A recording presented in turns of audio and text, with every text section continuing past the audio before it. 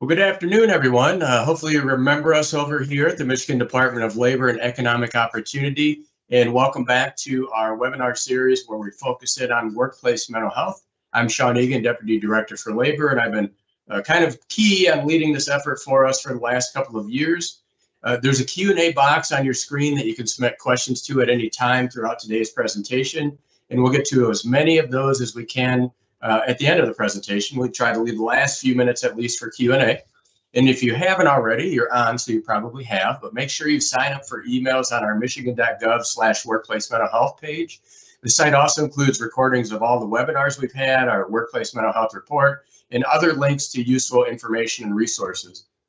And if you've been following along, hopefully you're new and you've been following along, but we've been talking about a focus on what we call 3 pillars of workplace mental health, and those being things that are happening in the workplace, things that are affecting the workplace, and then those individual behavioral health supports that we need to make sure that we can be healthy, happy, and watch our overall well-being. We try to make sure we hit on all these pillars with various content of our webinars throughout this series.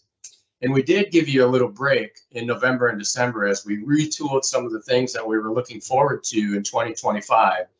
And we'll have some probably big announcements in the not too distant future about some work that we're doing to continue program development, build more tools. And this year in particular, we're really focusing in on the sort of what we can do about it phase of our work. We've had a lot of great discussions, and we continue to do that foundational outreach on how big the challenges are, what's happening in our workplace, what are some things we can do, and we have some connections to some good resources. But we really want to hone in on the what do we do about it phase. So we've retooled our webinar series to focus in on sort of 4-part series with experts so that we can kind of get into the who's, the what's, the whys, and the hows of these different things that are impacting us in our workplace. And we're thrilled today to be joined by our great friend, Ashley Nixon of Willamette University out in Oregon. You've seen Ashley before. She's talked about Technostress, and she's been a great asset to us in our ongoing work with Leo. And she continues to support some of the things that we're trying to do. And this concept of Technostress came up when I was talking to an expert in one of our other departments about kind of how I manage my own email. And they basically told me, well, you know, Outlook trained us, we didn't train it. And it really got me thinking about all of the different technology we use and how in many ways it does make things easier for us. But in some ways it's creating changes in us. And I think Ashley previously talked about how the way we communicate is changing because of the things we use at work. So email, instant messengers, text messages, all of those types of things. We use them in our private lives too. So the way that we're communicating with each other is starting to change. So we wanted to talk about kind of what is Technostress in this first webinar series. And we're having some Technostress right now because our presenter is actually struggling to get on Teams. Teams is not cooperating very well. So we're trying to sort through that in the background, which is why I'm talking a lot slower today, to try to make sure that we fill a little time so we get Ashley on. And she's going to lead us in the next couple of parts kind of through the, so what do you do about it? What are policies, procedures? Where are these things impacting? What changes can we make in our workplaces to ensure that that technology we're using is being a positive for us and not necessarily impacting our overall well-being in a negative way? So as we continue to try to develop that, a couple of other things that we're trying to do and something we're launching here in Leo, we've talked about before, is a lot of the work we're doing on resources feels a little bit like we're turning over rocks, and we find good tools and resources. We post them on that michigan.gov/workplace mental health page, and then we talk about them a little bit. One of the things we used here in Leo was mental health first aid training. For many workplaces across the state of Michigan, we already do first aid training when it comes to physical health. It was a nice easy kind of step to take for us to add that to some of the training that we do internally. And we're launching an intro piece from that, a self-paced learning tool that's about 2 hours long that people can use to learn about self-care, learn about different types of conditions, and just understand how our brains work a little bit better. We're continuing to do self-care series to make sure that we all understand that we have to take care of ourselves too. One of the things I learned when we kicked those off was, you know, I was doing pretty good on certain aspects, but if we use SAMHSA's model, which is a 8-part series with different focuses between like spiritual and financial and physical and all these different dimensions of how we really need to think about our health and well-being, including intellectual. It really helped me kind of shine a light on myself that I wasn't really hitting too many parts of those. So I've been taking steps to make sure that I'm broadening kind of what I think about as wellness. One of my goals for 2025 was to read fiction. For those of you watching that love fiction or love reading fiction, I struggle with that. I don't know why. It's always been the way my brain is wired. Proud to report that I have gotten through one fiction book this year, and I just have to say it was meh. It's okay. I'm going to kind of try to keep it going, but it was a little bit weird, and it was kind of like, so what I really get from this, other than some imagination and some weird dreams, which were probably pretty cool. But I'm definitely going to continue that trend. I did get some other nonfiction books too as well that I'm trying to read. And definitely increasing my physical activity and doing some other things and having those budgeting conversations that are difficult around our households. So we're continuing to kind of grow out the myriad of things that we can do to strengthen ourselves, but we also have to think about how we work. And if you have participated with us before, as the Department of Labor, we talk a lot about things that are happening in the workplace. And a big part of that is the concept of stress. And throughout presentations, and always happy to give these, we talk a lot about how our brains are wired to deal with stress. And for those that haven't seen that before, we are all wired the same to respond to stress. We have this little thing in the back of our brain called the amygdala that controls that fight, flight, or freeze response that we're all so familiar with.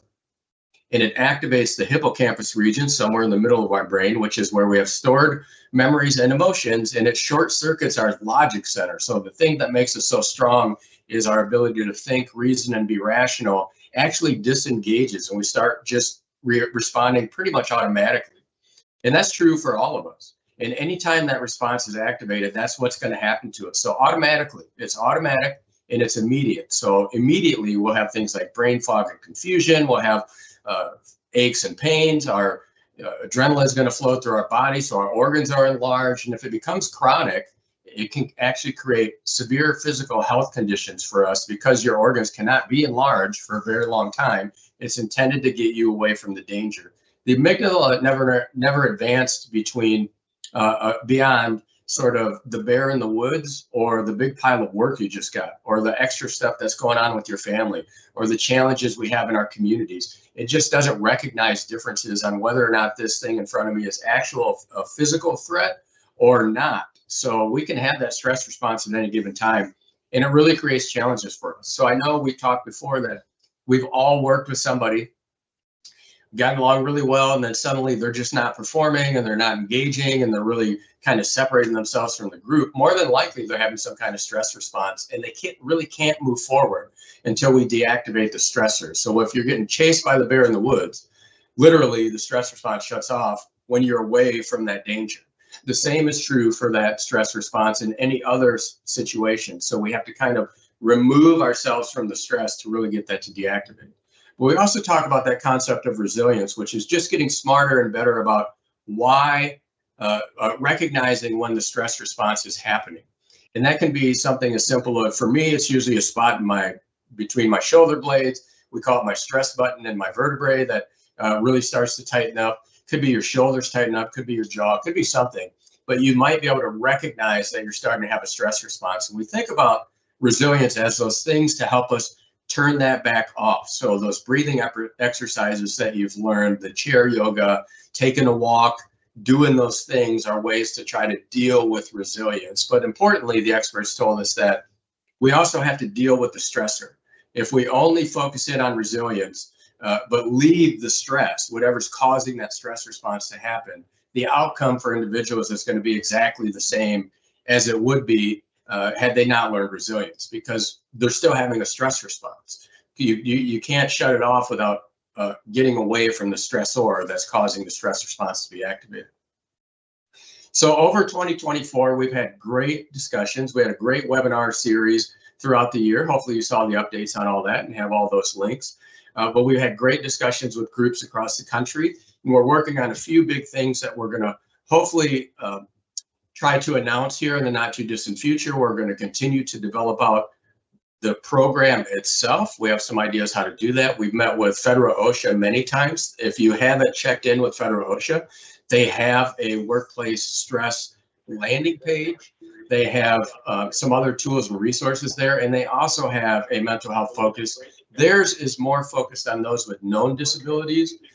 For others, for ours, it's just focused on the concept of chronic stress, but we're partnered with others that are pulling in those other things that we need, like trauma-informed care, all of those other things affecting the workplaces. So while you heard me say a few times, which is not normal for me, I feel like we have Ashley Nixon now. So we will kind of transition over to Ashley, who's joining us by phone, and we'll do the best that we can with these technological difficulties that we're having. And Ashley, I will just kick it over to you. Hello, can you hear me? We can. All right, perfect. I am so sorry for the delay. Teams has decided that it dislikes me immensely today, but it is an ironic positioning for us to talk about Technostress, as I'm sure Sean and myself are very stressed right now. I've just sent in some slides, which hopefully will be able to be shared with you shortly. And if anyone needs to interrupt me, I don't have any visual signals, so just verbally do so, and I'll be happy to pause. My name is Ashley Nixon, and I am delighted to be able to join you today in a slightly delayed fashion to talk to you about something that I am passionate about and have built my career around, which is being able to advance employee well-being and organizational health and success in our nation. And so today I'm here to talk to you the first part in a three-part series regarding understanding Technostress and why it's important to our organization. So when we think about technology, we can start really thinking about the breadth of impact that it has on our working lives. It impacts how we work, the work that we do, where we work, what we do at and for work, the way that we collaborate and connect with others in work. And it's moving on to involve ways that we're monitored at work, ways that we're managed at work, ways that we are provided feedback on our performance at work. So it really has started to touch on every aspect of our lives.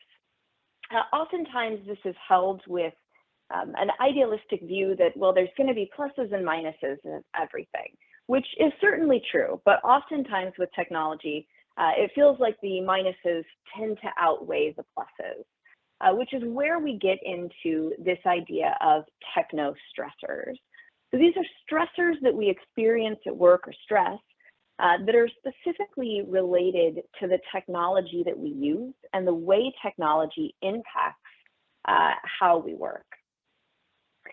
Within this area, there's three big buckets of technology that I want to talk to you about today.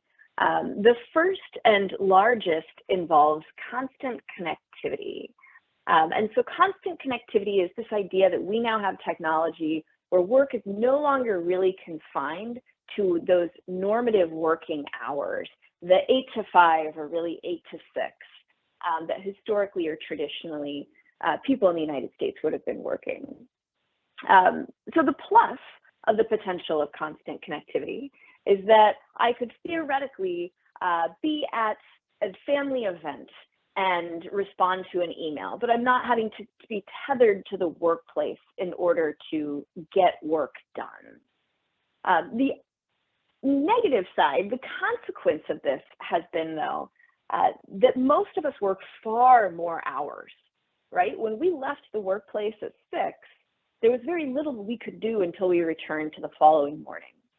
Now, if I could ask for a show of hands, which I know I can't see, but just know in your heart, if you would have raised your hands, how many of you is checking your work email one of the last things that you do at night, or one of the first things that you do in the morning? And so in this way, our work roles have grown past those confined boundaries of time in the office to consume a large amount of our time and our thought processes away from work.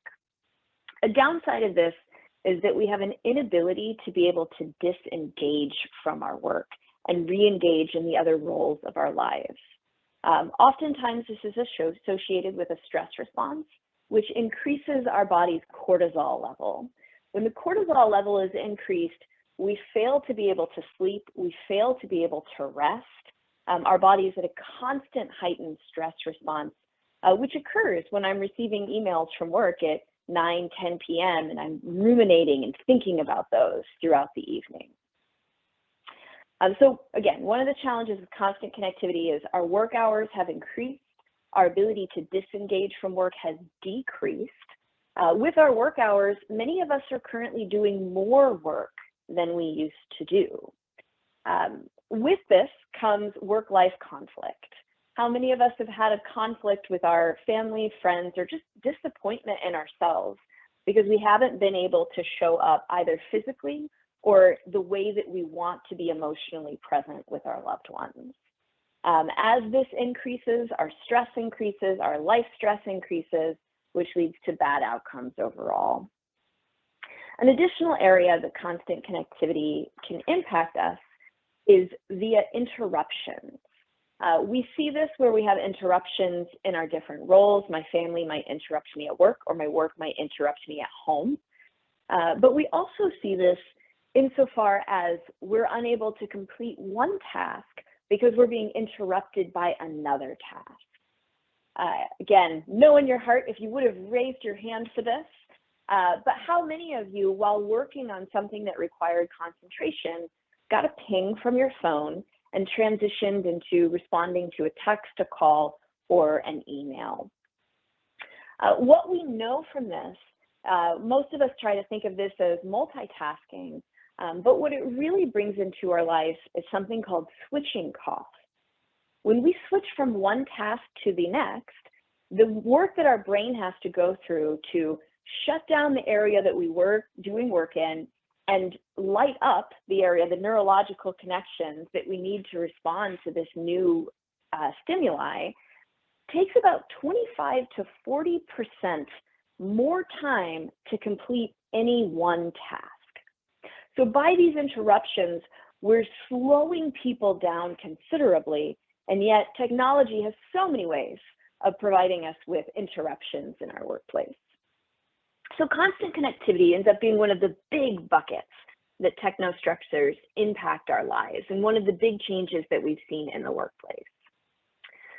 We also then just have the rapid rate of technological change, which seems to be accelerating very much so in the past year.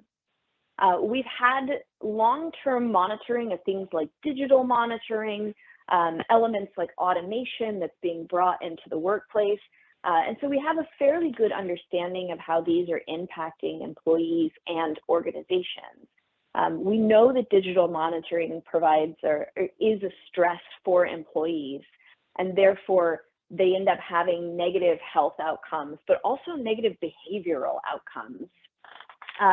There's a quirky thing with humans where you start monitoring us, you're showing us that you distrust us, and therefore we feel less obligation to behave in trustworthy manners. This is a form of a norm of reciprocity. If I show you I distrust you, you will show me that you distrust me too. And so this leads to this negative kind of toxic relationship between employees and employers that occurs when we engage in digital monitoring. We also have the stressors associated with automation. This can be stress around job replacement, but also new adaptation and learning that needs to happen in the workplace so that I can use the tools that are being provided. And then finally, the elephant in the room is artificial intelligence. How is this going to be adopted into the workplace? What is going to be required of people to learn this entirely new skill set that in and of itself is rapidly evolving, as are the tools and the way in which we interact with it. So the sheer rate of change and technological innovation is becoming a stressor for employees. And then we also have specific stressors that are related to technology-mediated communication. And so here's where we can think about interpersonal conflict, or an area that we refer to as techno-mistreatment. We've all experienced this. This is the email that just seems really crappy. Like, why did someone send me this rude email? And there's a few things that happen when we're communicating through technology that make this worse. If I'm speaking to you, even on the phone, you can hear inflections in my voice that might change the way that you respond to a comment that I make, right? If I say it brightly, you might realize that it's a joke or that I'm excited. But if I say it in writing, none of that context is there. And so our brains automatically start treating it as though it were a threat. This is something referred to as negativity bias. When we're given neutral information, we respond to it as though it may be negative. Again, probably good for our ancestors when they received neutral information like shaking in a bush to treat it like it could be a threat and respond with a stress response, but way less adaptive for modern day people who respond to emails from colleagues in the same way. Additionally, we have a tendency when we're not looking at someone and talking to them to be much more harsh in the way that we behave towards them. And this is called an online disinhibition effect. And so this can lead to toxic behaviors. We've seen this on social media, but even in the workplace, it can lead us to say things that are much more harsh than we would have said were we talking to that person face to face or even over the phone. And so these are three ways that we know technology has had a profound impact on how we work and the stress that we experience from work. The constant connectivity, rapid adaptation, and technology-mediated communication. And so with that understanding of what we mean when we're talking about work or technostressors, we can then start thinking about, why is this important? What is the impact on the workplace? And I've actually shut down the screen because I wanted to make sure I didn't have feedback. So I don't know if you have the slides up, but I have this really ugly slide with way too many words that's labeled employee ill health outcomes.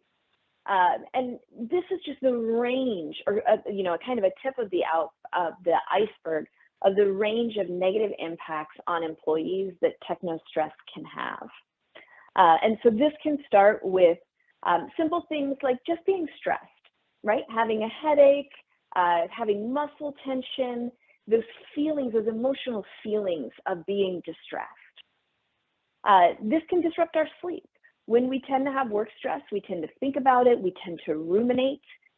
This means that we end up not being able to fall asleep as easily as we once were able to, but also when our cortisol level stays high because we're failing to disengage, our body wakes us up at about 3 a.m., ready to go and take on the day while we probably are wishing for several more hours of rest. With muscle tension, we end up with outcomes like headaches, back pain, neck pain. We end up with psychological distressors like depression, anxiety, or burnout.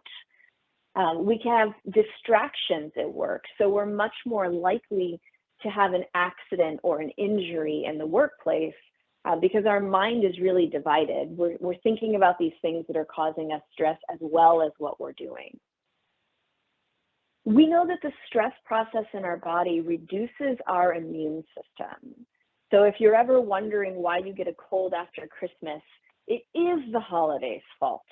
It really does. All this extra work, all this extra stuff that we have to do suppresses our immune system, which makes us far more likely to get something like a common cold.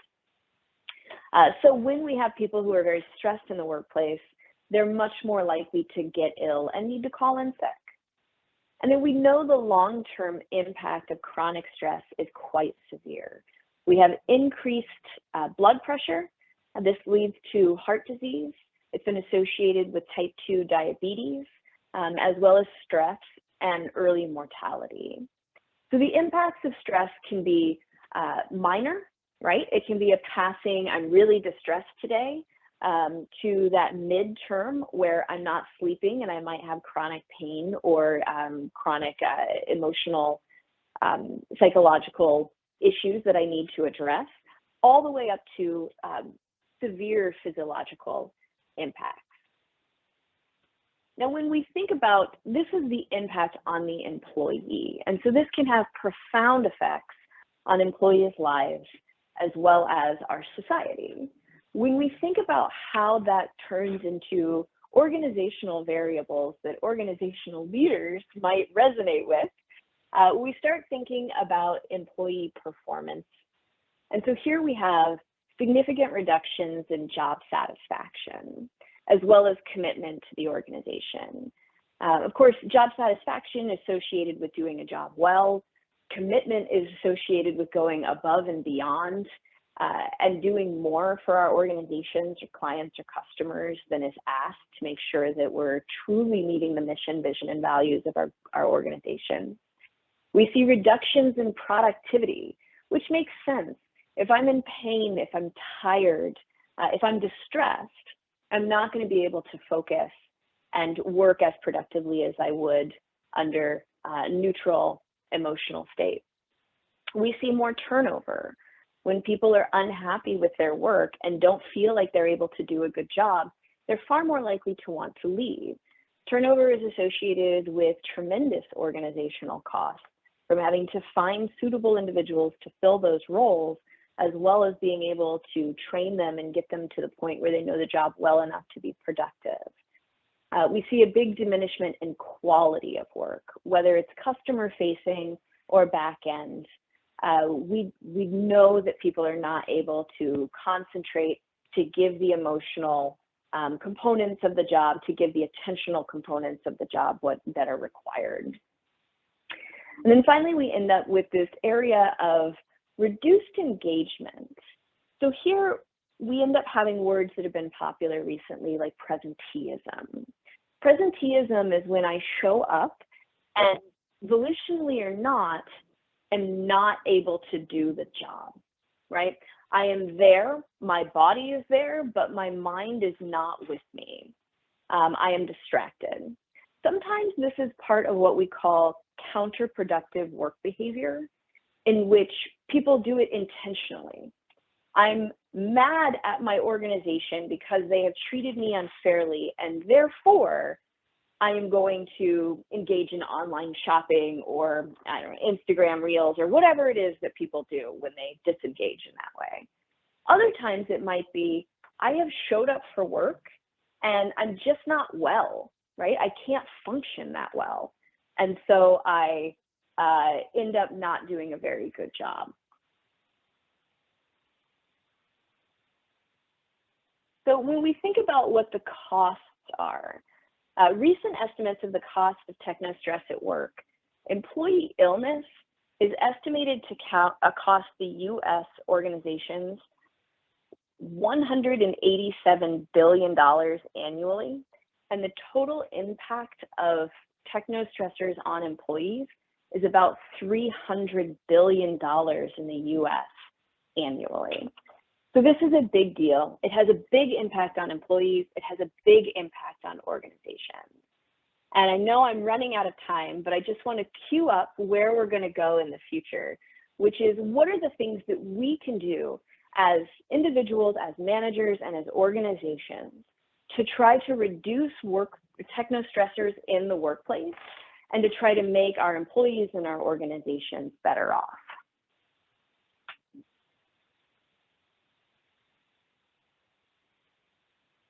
And I don't think I left any time for Q&A, but if we have any, I'm happy to take it. Yeah, for sure. No, thank you. I appreciate it. And I appreciate everybody. I put a note in, Ashley, to the extent that you're available too, that we'll run over just a few minutes because of our technical challenges talking about technostress. How funny is that, right? We had that same joke. And one of the questions we got in, I think you teed up, will be coming up in the next part of this webinar series. Ashley is going to be with us the next 2 times to kind of talk about these pieces. One of the questions we got in was, how does one stop ourselves from constantly checking emails, texts during off times or any bad times, check their phones while eating dinner?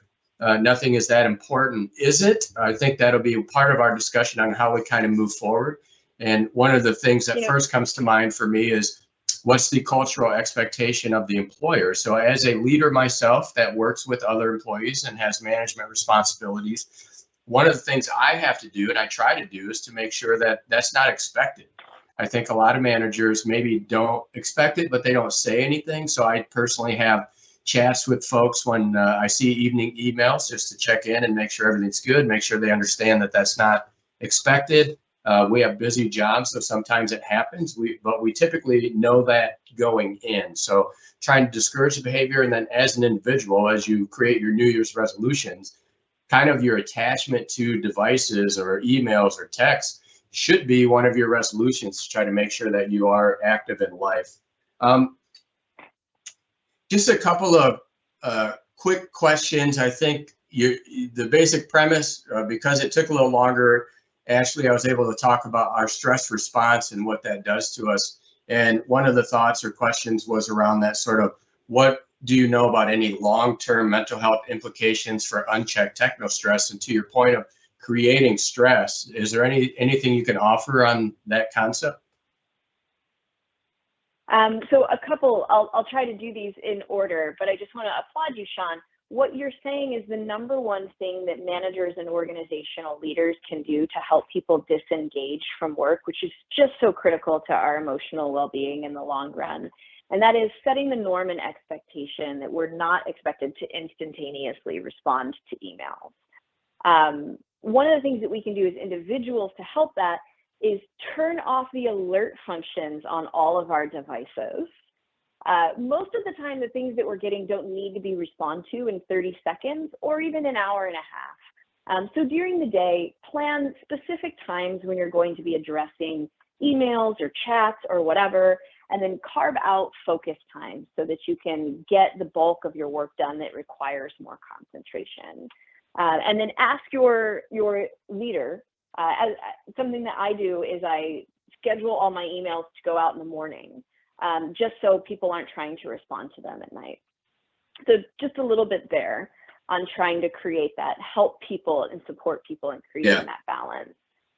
The long-term stress response is terrible, right? We have people who end up hospitalized and permanently disabled because of the fact that psychological stress has a physiological impact on our body, right? This is where we get the wearing down of our cardiovascular system. This is where we get injuries. How many of us have musculoskeletal injuries just from tension? Well, that's a physiological response to a psychological stressor. So when we think about all of this, I know people have been referring to whole persons for a while, but we really are connected. And so even though it's just an emotional stressor at work, it does have a profound physiological response on our body with incredibly negative long-term implications. Yeah, I love it. I got a couple of quick questions I'll just answer. Yes, the presentation is recorded and it'll be shared out afterward along with the slide presentation. Future calls are intended to discuss how we deal with technostress. And then probably one last question and then I'll wrap it up because we ran over a little bit, which I appreciate everybody's patience with us. And I don't know much about this, Ashley, and if you don't, I think it's fine to say you don't know, but I'm guessing you probably do. Somebody had asked, do you think good stress, the kind we see most often with type A folks who thrive on being on the accelerator of life, has the same effect as negative stress? Can our bodies tell the difference? Yes, so absolutely. There's actually a process, this is not a commonly known word, but it's called eustress. Or a challenge stressor. These are things that we don't interpret as a threat. We interpret them as an opportunity. And so two people can experience the same situation and have different responses to it, which is something that we can definitely talk about in regards to like how we as managers or organizational leaders can frame things not in this is an existential threat to our being, but this is an opportunity that if we hold on to, we can really take this far, right? Making people think about things as a challenge to live up to, as opposed to a threat that is coming to get me that I need to be worried about. We're still untangling the impacts of this, but that negative emotional response to stressors is really important for all of these ill health outcomes to occur. If there is a positive response to it, like I can do that, I'm going to train for this marathon, right? That kind of thing really gets people going and can be quite motivating. Yeah, I love it. And for somebody that in the question anyway, has probably identified themselves as type A. Just remember that's you. That's not everybody else around you. So please manage your expectations of other people's responses to sort of the chaos that type A's, like myself, can put onto other people, because you're doing about 1 million things an hour, and it's always a challenge. So I am so thankful to Ashley and all of her help for the work that we're doing on workplace mental health. This is a 3-part series. So the next 2 are going to be with Ashley, and we're going to get into the what do you do about it? What do you need to change? What do you need to think about for yourself as an individual, and everything that goes along with that? And we'll continue to build out those concepts. But for today, just thank you all so much for joining us, and we look forward to seeing you for the next one in February. We will share out the recording and slides, and we'll get you the announcements for the next ones as well. So thank you all so much for joining us.